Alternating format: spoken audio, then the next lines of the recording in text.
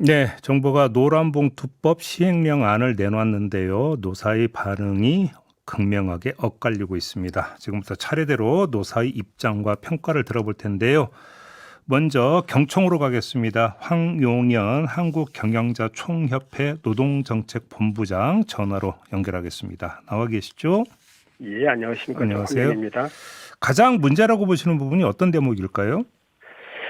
일단 그 복수노조가 2011년도에 도입이 됐습니다. 네. 근데 그 노사관계 훈련을 최소화하기 위해서 이제 1사1교 수업이라는 교섭창구 단일화가 패키지로 도입이 됐어요. 네. 그래서 복수노조 사업장의 경우는 교섭대표 노조를 정해서 교섭대표 노조가 교섭을 하면 그래서 단체백이 체결되면 소수 노조에게도 동일하게 적용이 돼 왔습니다. 네네네. 근데 이번 시행령 개정안이 하청 노조의 단체 교섭권을 최대한 인정해주기 위해서 교섭 단위 분리 결정권을 좀 폭넓게 인정을 했어요. 예예. 그런데 이제 노조법에는 교섭 단위 분리하기 위해서는 현격한 근로조건의 차이, 고용 형태, 교섭 관행을 규정하고 있는데 이 시행령은 좀 이 구분을 좀 넘어서 흔히 말하는 노동자 간의 갈등 유발이라든지 노사관계 왜곡 가능성, 당사자의 의사 등 주관적인 요소까지 좀 많이 고려하도록 했어요. 그래요? 예. 예. 근데 문제는 이 시행령이 하청 노조한테만 적용되는 게 아니고 원청 노조에게도 동일하게 적용이 됩니다. 근데 이렇게 되면 모법의 위임법을 넘어서 교섭 단위 분리 기준을 무분별하게 확대하다 보니까 지난 15년간 유지되어 왔던 원청 단위의 창구 단위라가 이것도 이제 무너져서 노사관계 혼란을 초래할 수 있는 그런 상황에 와 있다고 저는 평가하고 있습니다. 간단히 이제 회사 입장에서 보면은 교섭을 그 대표 노조 한 곳만 하는 게 아니라 네. 여러 곳하고 교섭을 해야 되기 때문에 1년 365일 교섭하다가 끝날 수도 있다 이런 말씀이신 거죠? 간단히 이야기를 하면. 그렇죠. 그렇게 네. 어렵습니다. 그런데 일단 좀 이렇게 질문을 드릴게요. 그러니까 조금 전에 복수 노조의 경우에는 대표 노조가 교섭하도록 한다 이렇게 돼 있는데 네. 여기서의 복수 노조라고 하는 것은 같은 기업 안에서의 복수 노조잖아요. 네. 그렇습니다. 그렇죠? 근데 지금 원청 기업의 노조와 하청 기업의 노조는 이해관계가 다를 수 있지 않습니까? 그런데 거기서 그럼 원청 기업의 A라고 하는 노조의 모든 대표 노조의 권한을 뭔가 부여를 한다면 하청 노조가 그걸 받아들일 수 있겠습니까? 그건 아니겠죠. 그건 아니겠죠. 그러면 네네. 하청 노조에서도 교섭 창구를 열 수 있는 권한을 줘야 되는 거고 그게 노란봉투법의 취지잖아요, 사실은. 제가 하청 노조한테 교섭 창구를 별도로 주지 말라는 얘기 말씀드린 게 아니고 네. 이번 시행령이 네. 교섭 단위 분리를 너무 주관적으로 폭넓게 인정하다 보니까 네. 기존의 원청의 노사 간에 있는 유지해왔던 교섭 창구 단위화 자체가 형해될 수 있다는 그런 우려점을 그러면 말씀드린 겁니다. 정리를 하면 하청 노조에 교섭권을 주는 게 문제가 아니라 예. 원청 노조에 복수 노조가 있을 경우에 네. 그 다른 노조에 또 교섭권을 주는 게 문제다 이 말씀이신 거예요? 예, 그렇습니다. 정리를 하면 그럼 일단요. 네. 그러면 일단 네네. 그 문제는 그럼 어떻게 정리를 해야 된다고 생각을 하세요?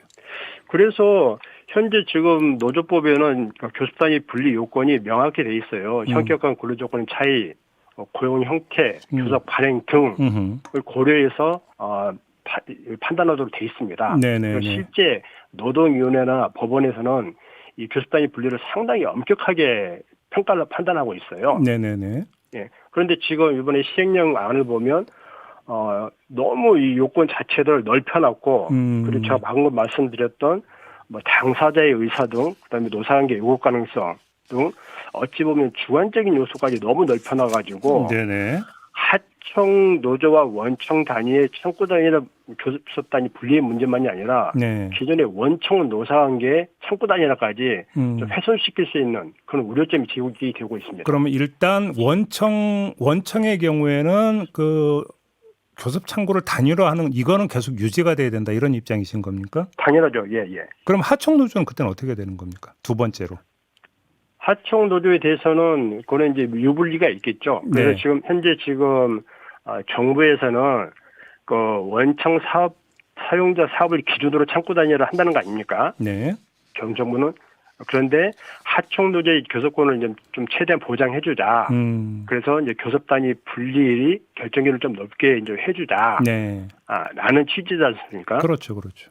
거기에 대해서 어느 정도 고려해 볼 만한 요소는 있죠. 네. 고려해 볼 만한 요소는 있다. 네네. 그러면 예를 들어서 이제 그 가장 기본은 노사가 자율적으로 교섭을 하는 게 원칙인데 네. 예를 들어서 뭐 사쪽에서 요쪽으로는 우리 교섭 못 하겠다. 만약에 분쟁이 발생할 경우에는 노동위원회에서 이거를 조정을 해서 가이드라고 이제 분류를 해준 다음에 교섭 창구를 조정할 수 있도록 해준다 이런 거잖아요. 정리를 하면. 네네. 그걸 거기에도 동의를 하시는 거고요. 원래 그런 현행법상 교섭단위 분리에 대한 결정권은 노동위원회 있습니다. 네네네. 예. 그래서 법률에 현재 있는 법률이 내용입니다. 그래요. 여기에는 뭐 네네. 이제 찬성을 한다 이런 말씀이시고 그러면 오히려 이제 경총의 그 주안점은 원청 회사의 복선호조 여기에 가 있다고 봐야 되겠네요. 그러면. 쟁점이라기보다는 하청 노조의 교섭단위 분리하려고 하기 위해서 폭넓게 하다 보니 원청에도 영향을 미친다는 말씀을 드리는 겁니다. 그러니까요. 네네. 그러면 두 번째 사용자 이 판단 기준은 어떻게 보세요? 지금 사용자 판단 기준에서는 저희가 입법 과정에도 수없이 말했지만 근로조건에 대해서 일단 근로계약 체결 당사자가 아님에도 불구하고 근로조건에 대해서 실질적이고 구체적으로 지배 결정할 수 있는 자는 그 범위 내에서 사용자성 인정한다고 돼 있잖아요. 네네네. 근데 그 개념 자체가 매우 추상적이고 모호합니다. 그래서 이 법률을 가지고 원청이 하청 근로자 노조의 사용자성에 해당하는지를 판단하기가 매우 어렵습니다. 네. 그래요. 그러면 네네. 이 판단의 그 주체나 절차가 어떻게 돼야 된다고 생각하세요? 판단은 먼저 이제 종사자들이 먼저 판단을 하겠죠. 물론 자율적으로 노동조합이 네, 그렇죠. 하청 노조가 요구를 하면 원청이 내가 사용자에 해당하느냐 안 하느냐 네. 최종적인 판단 대상 당사자가 되겠죠. 예. 그러면 예를 들어서 좀 이해를 돕기 위해서 그냥 예를 들어서 한번 질문을 드려볼게요. 이제 건설 현장에서 보면 시행사가 있고 시공사가 있고 하청업체들이 있잖아요. 예를 네. 들어서 네. 그러면 지금은 이제 그 시공사와 하청업체들의 관계에 한정을 하는데 네. 지금 이 그 노란봉투법이나 그 시행령에 따르면 시행사까지도 사용자의 범위에 들어갈 수 있다 이렇게 해석할 여지로 넓혀놨다고 이해를 하면 되는 건가요? 현실적으로 그런 사례가 발생하기는 쉽지 않겠죠. 그렇지만 네네. 뭐 학자들 간에는 뭐 제한이 없기 때문에 법률이 실질적이고 구체적으로 지배 결정하면 누구든지 사용자로 정의되어 있기 때문에 네. 거기에 대해서는 제한 범위는 없는 걸로 해석은 하고 있습니다. 근데 물론 제가 현실적인 이런 가능성은 없겠지만요. 물론 이건 예이기 때문에 그냥 네네. 예를 가지고 계속 드리는데 그러면 네. 시공사 입장에서는 네. 시공사가 하청업체하고 다시 하청업체 노조고 교섭을 하는 데에는 시행사가 제시하는 조건의 범위에 또 한정이 돼버리잖아요. 갇혀버리는 거잖아요. 그러면 네. 결정권이라고 하는 게 결국은 시행사에 의해서 구속되는 측면이 있으니까 인정해 줘야 되는 거 아닐까요?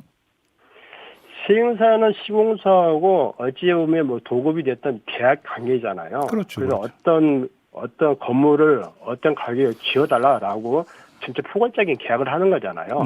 네. 그리고 시공사가 어찌 보면 이제 하청업체하고 계약을 하고 거기도 도급 계약인 거죠. 네. 그리고 실제 하청업체 근로자, 노무자들은 하청업체가 사업주인 거죠. 네. 그래서는 시공사가 하청업체 근로자의 사용자다라고 단정하기는 일단 어렵고요. 거기도 어려운데 시행사까지 타고 올라가가지고 시행사가 흔히 말하는 시공사 도급 단가를 정했으니까 네. 실질적인 하청 근로자의 임금을 시행사가 정하는 거 아니냐. 그거는 너무 좀 과한 해석이 아닌가 생각이 듭니다. 그래요? 네네. 근데 그 사용자성 문제에서 정부는 네. 이 노동위원회가 먼저 판단해서 사전에 정리해 주는 게 분쟁을 줄이는 효과가 있다. 네. 이렇게 설명을 하던데 이걸 받아들이기 힘드신 겁니까? 물론 노동의 판단에 대해서 원청과 하청 노조가 모두 인정해 준다면 네. 분쟁을 줄일 수 있는 효과가 있을 겁니다. 예. 그런데 현재 지금 이 사용자 개념이라든지 이런 거에 대해서 얼마나 수용할지에 대해서는 좀 회의적이에요. 왜냐하면 원청의 사용자서에 대한 판단 기준이 모호하지 않습니까? 네. 이걸 좀 명확해야 되고 또 판단 기관의 공정성도 같이 담보되어야겠죠. 공정성. 네네. 예. 그럼 두 가지 문제가 있는 거네요. 하나는 지배 결정권이라고 하는 게 이제 주요한 판단 기준이 되는데 그게 도대체 뭐냐? 이게 모호하다라는 점. 예. 두 번째는 요거를 해석하는 주체로 그러니까 조정해주는 주체로 노동위를 설정했는데 노동위가 과연 공정할 수 있느냐 공정성 문제 이 두 네. 가지가 있다 이런 걸까요? 네. 그러면 일단은- 결국은 네. 이건 네. 그러면 케이스 바이 케이스로 그러면 분쟁이 발생하면 법원 가야 된다. 혹시 이런 주장이실까요? 당사자들이 그걸 수긍을 못하면 네. 결국은 지방노동위원회에서 불복하게 되면 중앙노동위에서 불복하면 행정법원은 가겠죠. 소송 가겠죠. 그래요. 근데 이제 네네. 사실은 그렇게 되면 이게 이제 그 시간이 오래 걸리고 분쟁이 더 격화가 될 수가 있으니까 네네. 이것들을 이제 줄여야 되는 것이 이제 그 정책적 과제가 되는 거잖아요. 그러면 그렇죠. 경총 입장에서 어떤 대안이 있을 수 있다고 생각하세요? 그래서 이제 가장 중요한 거는 법률 자체가 실질적 지배력이라는 그 법률 요건 자체가 상당히 모호하지 않습니까? 모법 자체가 모호하다. 예, 그렇습니다. 그리고 또 이거를 시행령에다가 또 위임도 안 해놨지 않습니까? 네. 결국은 그래서 이런 상황에서 노사 당사자가 노동위원회 판단을 얼마큼 받아들이겠느냐 그런 고민이 있습니다. 그러면 결국은 또 모법을 손봐야 된다는 이런 말씀이실까요? 장기적으로는 그러겠지만 이제 3월 10일 날 시행이 되기 때문에 네. 뭐 이제 개정은 개정인 거고 제가 또 현실 시행이 다가오기 때문에 네. 또 거기에 대한 또 대응은 안 할 수는 없죠. 물론이죠. 그래서 예.